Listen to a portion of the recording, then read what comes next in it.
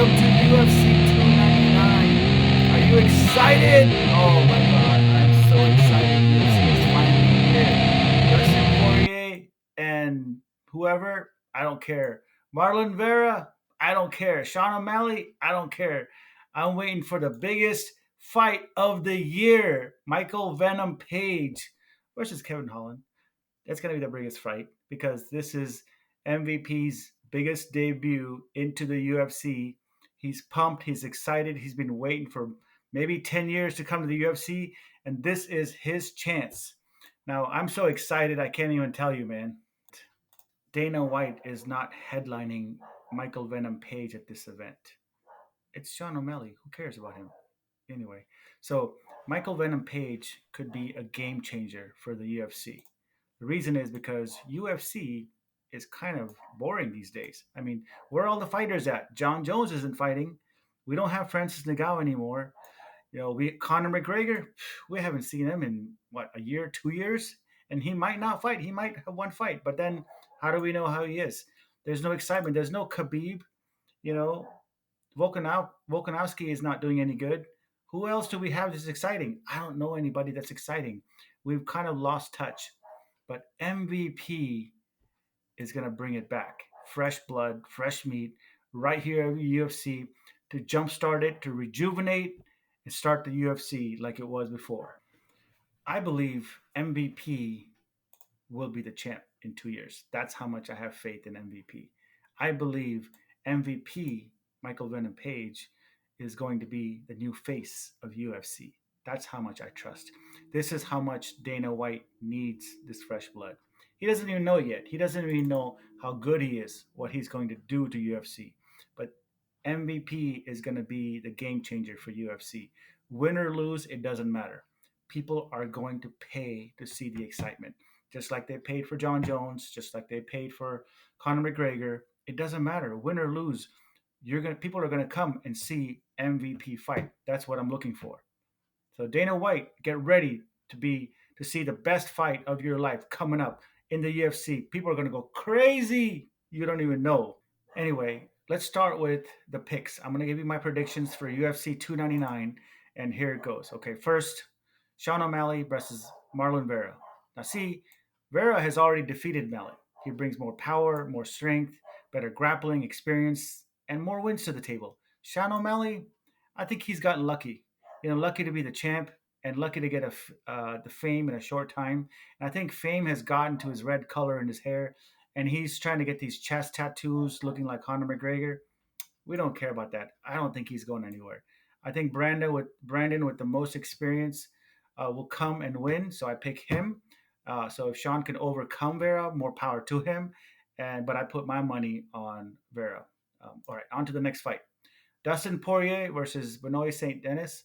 Dustin is a great center fighter, but he lost to Gaethje. He lost to Conor. Yeah, he won once, maybe twice towards the end where Conor was not his prime. But overall, then he again lost to Charles Oliveira. Is he the best fighter right now? No, he's not. And plus, Dustin is not in his prime anymore. He's getting older. Benoit is basically the best shape of his life. Great grappler, excellent ground game, and he's got tremendous takedown power. I think Benoit takes him to the ground, either submits him or finishes him with the KO or TKO. I think none of these fights are going to go to decision. Every fight on this card, 299, is going to be a TKO, KO, or submission. But it's going to be an exciting card, I tell you guys.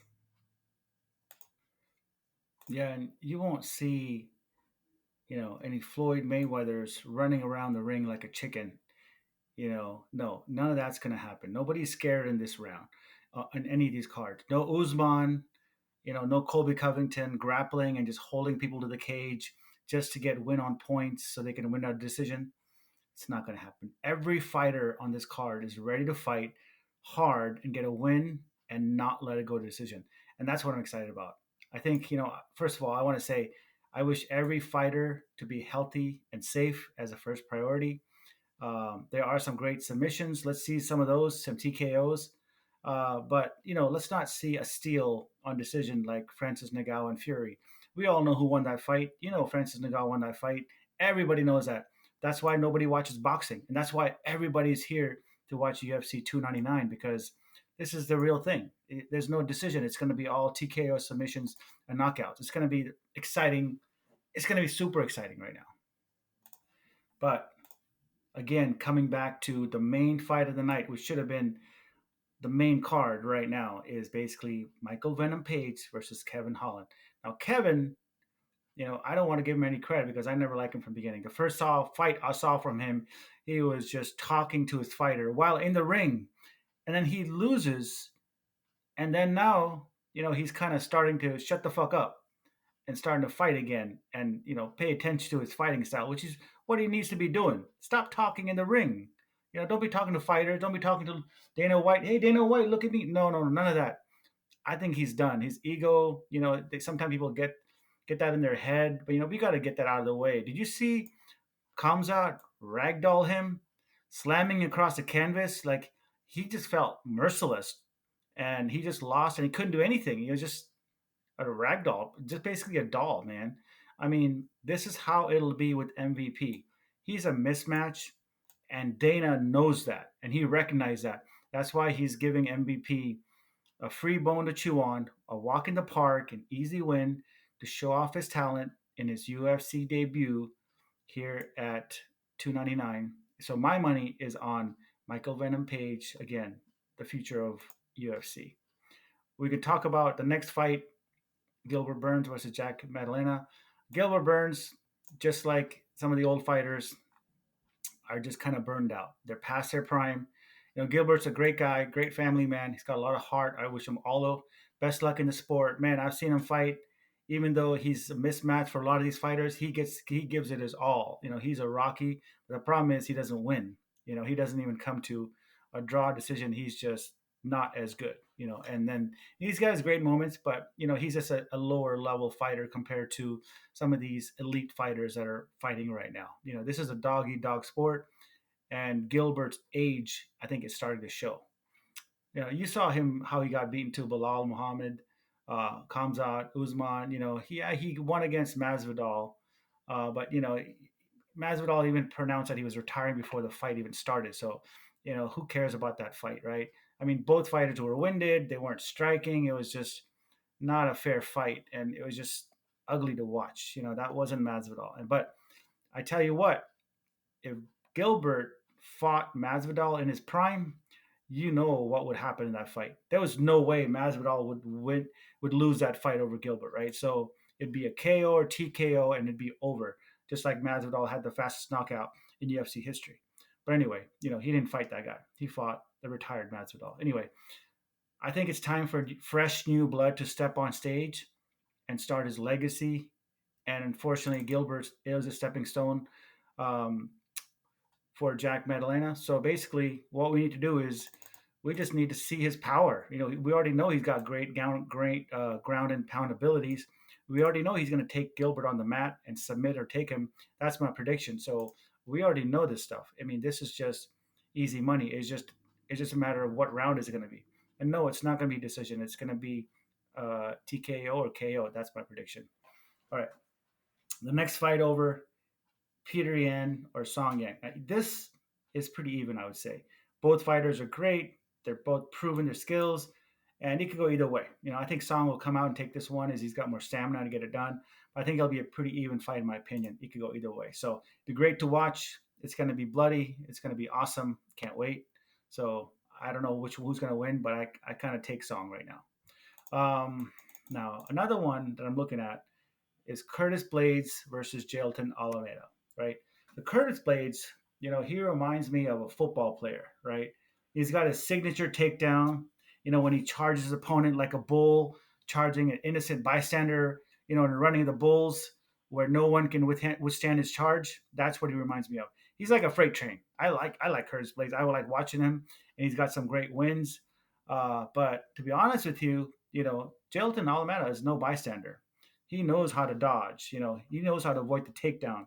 He knows how to move out of the way when the time comes, and he knows how to put that man down, put that bull down, by the way.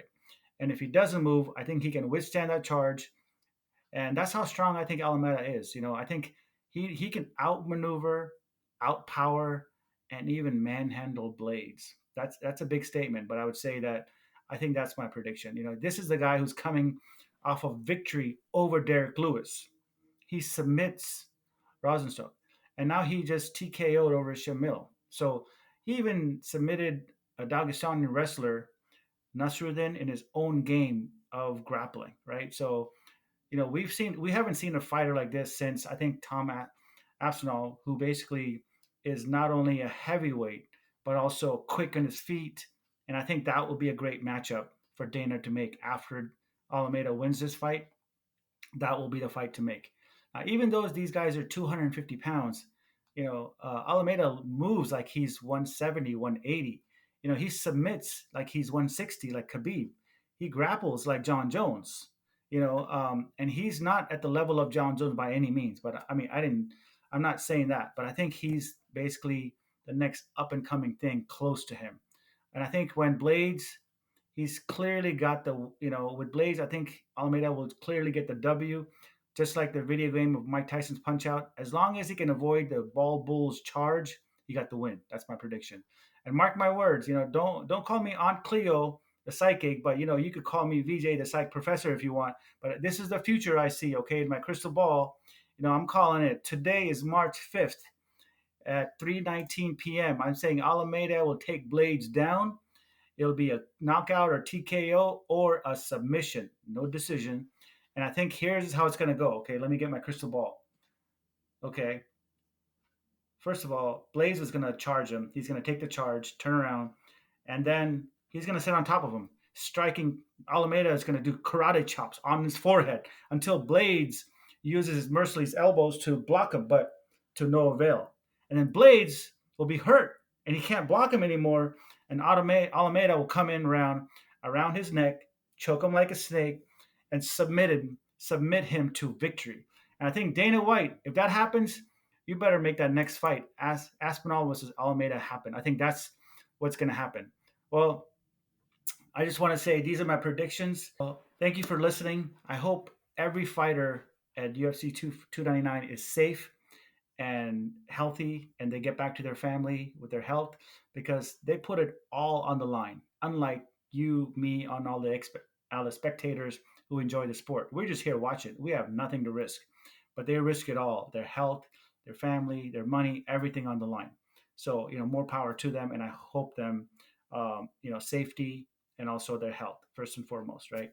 But we spectators, we work in our measly 9 to 5 jobs. We follow the rules, but we come here to see a glimpse of a light in our dark world. I think every time I watch UFC, I get strength to fight another day, and gives me pleasure to stand up to the man and say, I'm going to fight you, man. I don't care if you're big or small, hard or soft. I'm going to fight. And that's why I love watching UFC. And that's why I'm here, so I just want to say thank you and be happy. Enjoy the fights this Saturday. Live before you die and enjoy your life. Thank you so much. Nature bless.